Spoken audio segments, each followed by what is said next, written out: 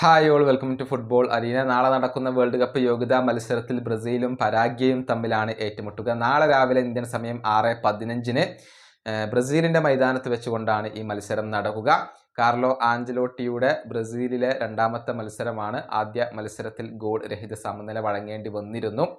ഏതായാലും കാർലോ ആഞ്ചലോട്ടിക്ക് ടീമിനെ പരിശീലിപ്പിച്ചെടുക്കാൻ മതിയായ സമയം ലഭിച്ചിട്ടില്ല എന്നുള്ളത് വസ്തുതയാണ്. അതുകൊണ്ട് തന്നെ ആഞ്ചലോട്ടിയെ ഇപ്പോൾ തന്നെ വിലയിരുത്തുന്നതിൽ യാതൊരുവിധ അർത്ഥവുമില്ല.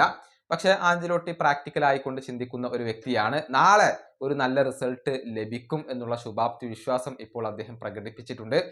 ബ്രസീൽ എന്ന ടീമിന്റെ പ്രസക്തി എത്രത്തോളമാണ് എന്നുള്ളത് തനിക്ക് കൃത്യമായി മനസ്സിലാകുമെന്ന് ആഞ്ചലോട്ടി ഇപ്പോൾ പറഞ്ഞിട്ടുണ്ട്. പരിശീലകന്റെ വാക്കുകൾ ഇങ്ങനെയാണ്: ഈ രാജ്യത്തെ ദേശീയ ടീമിന്റെ പ്രാധാന്യം എത്രത്തോളം ഉണ്ടെന്ന് എനിക്ക് കൃത്യമായി മനസ്സിലാകും. സമീപകാലത്ത് ബ്രസീലിയൻ ദേശീയ ടീമിന് വലിയ നേട്ടങ്ങളൊന്നും നേടാൻ കഴിഞ്ഞിട്ടില്ല എന്നുള്ളത് ഒരു സത്യമാണ്. അതേ തുടർന്ന് ചില പ്രശ്നങ്ങളൊക്കെ ഇവിടെയുണ്ട്, അതെനിക്ക് മനസ്സിലാകും. പക്ഷെ നാളെ ഞങ്ങൾ ഒരു മികച്ച റിസൾട്ടോടു കൂടി പുതിയ ഒരു തുടക്കം കുറിക്കും.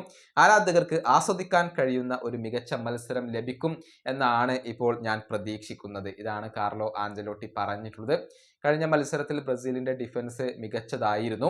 പക്ഷെ അറ്റാക്കിങ്ങിൽ വലിയ മികവ് പുലർത്താൻ ബ്രസീലിന് കഴിഞ്ഞിരുന്നില്ല. അത് പരിഹരിക്കുകയാണ് തൻ്റെ ലക്ഷ്യമെന്ന് കാർലോ ആഞ്ചലോട്ടി നേരത്തെ വ്യക്തമാക്കുകയും ചെയ്തിരുന്നു. കാസെമിറോ അതേക്കുറിച്ച് സംസാരിക്കുകയും ചെയ്തിരുന്നു.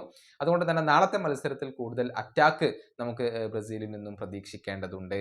ഈ വീഡിയോയുടെ അവസാനിപ്പിക്കുന്നു. അടുത്തൊരു വീണ്ടും കാണാം.